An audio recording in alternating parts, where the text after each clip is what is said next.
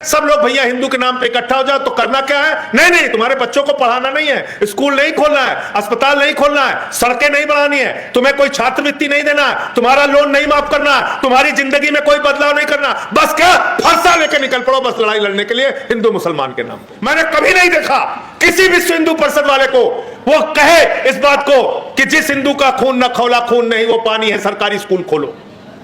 मैंने कभी नहीं देखा।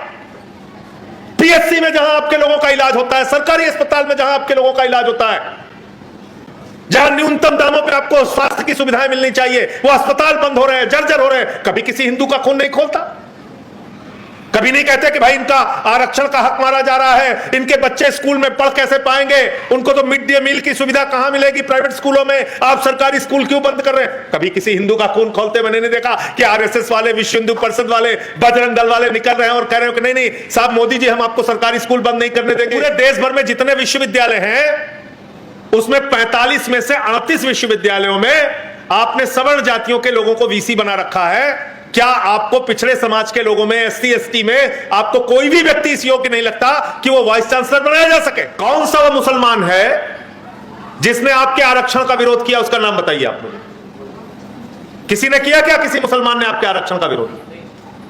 कौन सा वो मुसलमान है जिसने कहा कि अनुसूचित जाति जनजाति के लोग हमारे बगल में बैठ के खाना नहीं खा सकते? कौन सा वो मुसलमान है जिसने कहा कि गले में हाड़ी बांध के आपको घूमना पड़ेगा? मैं तो उत्तर प्रदेश का रहने वाला हूं। अभी वहां पे काकोरी में, लखनऊ के अंदर पासी समाज के एक बुजुर्ग को मंदिर की सीढ़ियों पे पेशाब चटवाई जाती है।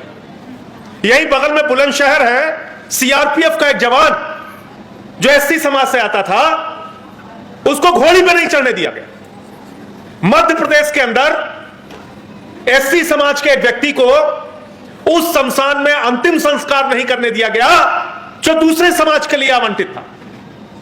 एससी समाज के व्यक्ति को सड़क पर बिहार के अंदर अंतिम संस्कार करना पड़ता है। अभी कुछ महीनों पहले की घटना है।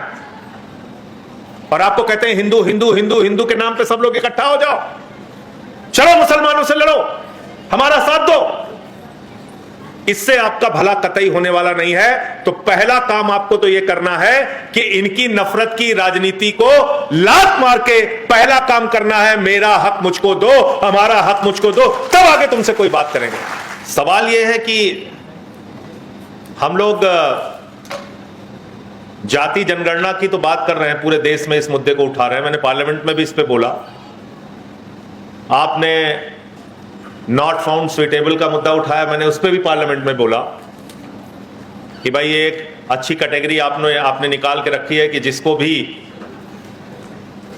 पोस्ट नहीं देना है, अन्याय करना है, आरक्षण का लाभ नहीं देना है, तो एक कैटेगरी है भाई नॉट फाउंड सुइटेबल, किनारे हटो। अब सवाल यह है कि सब कुछ के बावजूद वो करते कुछ नहीं, क्यों? इसके पीछे की वजह यह है कि वो चुनाव जीत रहे हैं। राजनीति के आदमी को डर तभी लगता है जब वो चुनाव हारते हैं। तो वो जानते हैं कि पिछड़े समाज के लोग हों, एससी एसटी समाज के लोग हों, वो इकट्ठे तो है नहीं, उनको हिंदू मुसलमान के नाम पे अपने साथ मिला लो, चुनाव जीत जाओ, फिर जैसे मन है देश को चलाओ, जितना हो सकता है इनका हक मारो, कोई बोलने वाला नहीं। और आप भी बुरा मत मानिएगा, फंसे हुए हैं उसके चक्कर में। बस आ जाते हैं चुनाव के टाइम में, जिस हिंदू का खून न खौला खून नहीं वो पानी है। प्रोफेसर साहब बैठे हैं सूरज जी, पूछे, मैंने अभी एक मीटिंग में पूछा था पिछली बार, कौन सा वो मुसलमान है जिसने आपके आरक्षण का विरोध किया? उसका नाम बताइए आप मुझे। किसी ने किया क्या? किसी मुसलमान ने आपके आरक्षण का विरोध? कौन सा वो मुसलमान है जिसने कहा कि अनुसूचित जाति जनजाति के लोग हमारे बगल में बैठ के खाना नहीं खा सकते? कौन सा वो मुसलमान है जिसने कहा कि गले में हाड़ी बांध के आपको घूमना पड़ेगा? मैं तो उत्तर प्रदेश का रहने वाला हूं। अभी वहां पे काकोरी में, लखनऊ के अंदर पासी समाज के एक बुजुर्ग को मंदिर की सीढ़ियों पे पेशाब चटवाई जाती है। यही बगल में बुलंदशहर है, सीआरपीएफ का एक जवान जो एससी समाज से आता था उसको घोड़ी पे नहीं चढ़ने दिया गया। मध्य प्रदेश के अंदर एससी समाज के एक व्यक्ति को उस शमशान में अंतिम संस्कार नहीं करने दिया गया जो दूसरे समाज के लिए आवंटित था। एससी समाज के व्यक्ति को सड़क पर बिहार के अंदर अंतिम संस्कार करना पड़ता है। अभी कुछ महीनों पहले की घटना है। और आपको कहते हैं हिंदू हिंदू हिंदू हिंदू के नाम पे सब लोग इकट्ठा हो जाओ, चलो मुसलमानों से लड़ो, हमारा साथ दो। इससे आपका भला कतई होने वाला नहीं है। तो पहला काम आपको तो यह करना है कि इनकी नफरत की राजनीति को लात मार के पहला काम करना है, मेरा हक मुझको दो, हमारा हक मुझको दो, तब आगे तुमसे कोई बात करेंगे। तुम तो हिंदू मानते ही नहीं हमको, और जब मैं ये बात कहता हूं कि तुम हिंदू नहीं मानते हमको, तो इसका इतिहास है। और यह बात भी मैंने संसद के अंदर पूछी थी कि 100 साल से ज्यादा हो गए आरएसएस को बने। याद रखिएगा इस बात को, 100 साल से ज्यादा हो गया राष्ट्रीय स्वयंसेवक संघ को। एक भी दलित, एक भी पिछड़ा, एक भी एससी एसटी समाज का व्यक्ति आज तक आरएसएस का प्रमुख नहीं बना। 100 वर्षों में, 100 वर्षों में। और भारतीय जनता पार्टी इतनी पुरानी पार्टी हो गई, इसके पहले जनसंघ था, इन्होंने एससी समाज के एक व्यक्ति को अपना राष्ट्रीय अध्यक्ष बनाया। कोई इनका एससी समाज का व्यक्ति राष्ट्रीय अध्यक्ष नहीं बना। लेकिन आप ऐसी पार्टियों के पीछे गुणगान करने में लगे हुए, जो हर दिन संविधान की धज्जियां उड़ाने का काम करते हैं, जो हर दिन आपके हक को मारने का काम करते हैं। अभी आपने देखा होगा पूरे देश के अंदर एससी एसटी ओबीसी और सवर्णों के बीच में झगड़ा कराया। पूरे देश में प्रायोजित झगड़ा था ये मान के चलिए जानबूझकर इन्होंने कराया ये। और हम तो बाबा साहब डॉक्टर भीमराव अंबेडकर, डॉक्टर राम मनोहर लोहिया जी को मानने वाले लोग हैं। समाजवादी लोग तो नारा लगाते थे आंदोलनों में। हम लोगों ने रघु ठाकुर जी के साथ नारा लगाया, सोशलिस्टों ने बांधी गांठ पिछड़े पांवे 100 में 60, ये नारा होता था। और क्या तर्क था इसके पीछे डॉक्टर लोहिया का, कि एक व्यक्ति जो 0 पॉइंट पे खड़ा है और दूसरा व्यक्ति जो 20 किलोमीटर आगे खड़ा है, उन दोनों के बीच में आपस में प्रतियोगिता नहीं हो सकती। अगर आपको प्रतियोगिता करानी है तो जो व्यक्ति 0 पॉइंट पे खड़ा है उसको 20 किलोमीटर आगे पहुंचा दो, फिर आप दौड़ कराओ, हम दौड़ करने के लिए तैयार हैं। लेकिन वो काम आप नहीं करते। छुआछूत, भेदभाव, हक मारने का काम।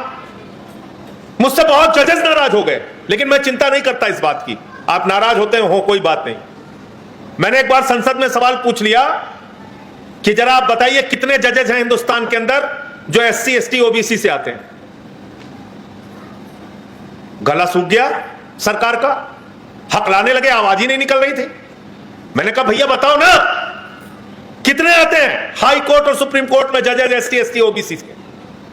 फिर मैंने एक बार पूछा कि पूरे देश भर में जितने विश्वविद्यालय हैं उसमें 45 में से 38 विश्वविद्यालयों में आपने सवर्ण जातियों के लोगों को वीसी बना रखा है।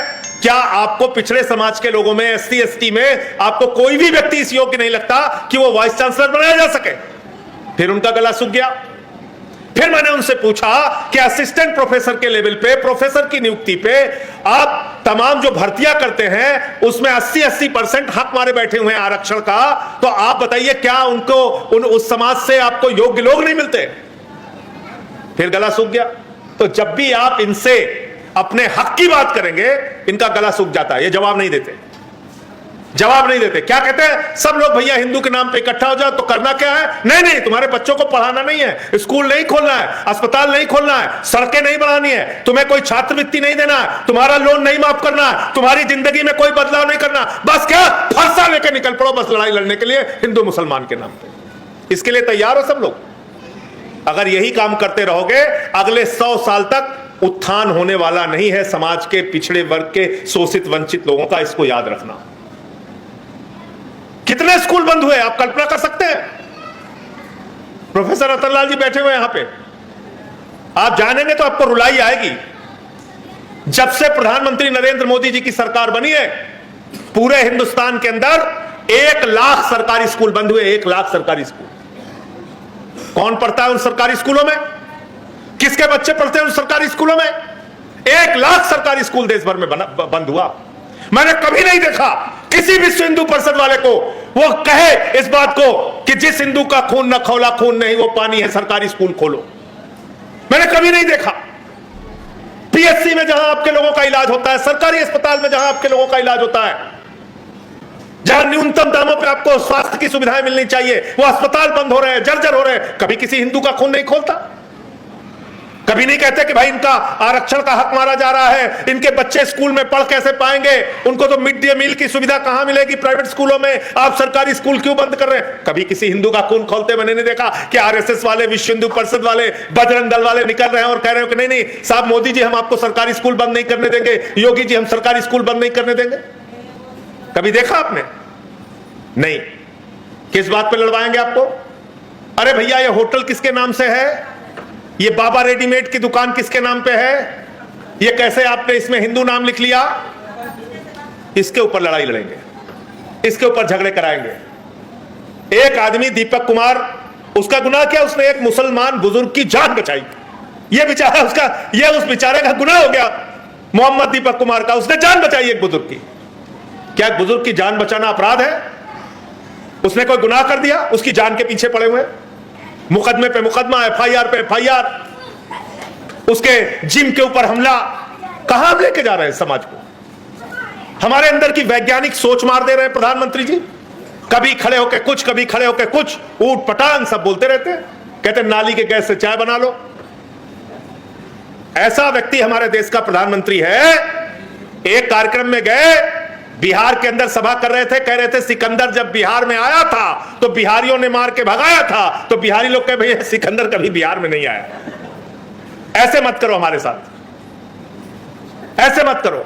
फिर गए हमारे यहां खलीलाबाद में संत कबीर नगर में कहने लगे बाबा गोरखनाथ जी, बाबा संत कबीर जी, बाबा गुरु नानक देव जी एक साथ बैठ के मीटिंग करते थे। सबने कहा भाई इनके जीवन काल में ही बड़ा लंबा अंतर है, एक साथ मीटिंग कैसे करते थे? तो कुछ भी प्रधानमंत्री बोलते हैं, कुछ भी बोलते हैं, कहते ताली बजाओ कोरोना ठीक हो जाएगा, थाली बजाओ कोरोना ठीक हो जाएगा, दिया जलाओ कोरोना ठीक हो जाएगा, अपने घर की बिजली बंद कर दो कोरोना ठीक हो जाएगा। मैंने तो संसद में कहा था हम लोग घर ही नहीं जाएंगे, यही संसद में रहेंगे और चलो सब लोग लाइट बंद करके बैठते हैं, कोरोना ठीक करके दिखाओ। तो आपकी वैज्ञानिक सोच को मारा जा रहा है, सोचने समझने की शक्ति को मारा जा रहा है। हमारे बीच में नरेश उत्तम जी आ गए हैं, इनका भी बहुत स्वागत है, जो समाजवादी पार्टी के पूर्व प्रदेश अध्यक्ष और सांसद हैं। तो हमारे सोचने समझने की शक्ति को प्रधानमंत्री और भारतीय जनता पार्टी और इनका जो मातृ संगठन है आरएसएस, वो खत्म कर रहा है। इसलिए जो नारा कांसीराम जी ने दिया था, जो नारा डॉक्टर राम मनोहर लोहिया जी ने दिया था, जो नारा मधुलिमेश जी ने दिया था, जिसकी जितनी संख्या भारी उसकी उतनी हिस्सेदारी, इस पे आना पड़ेगा, इस पे आना पड़ेगा।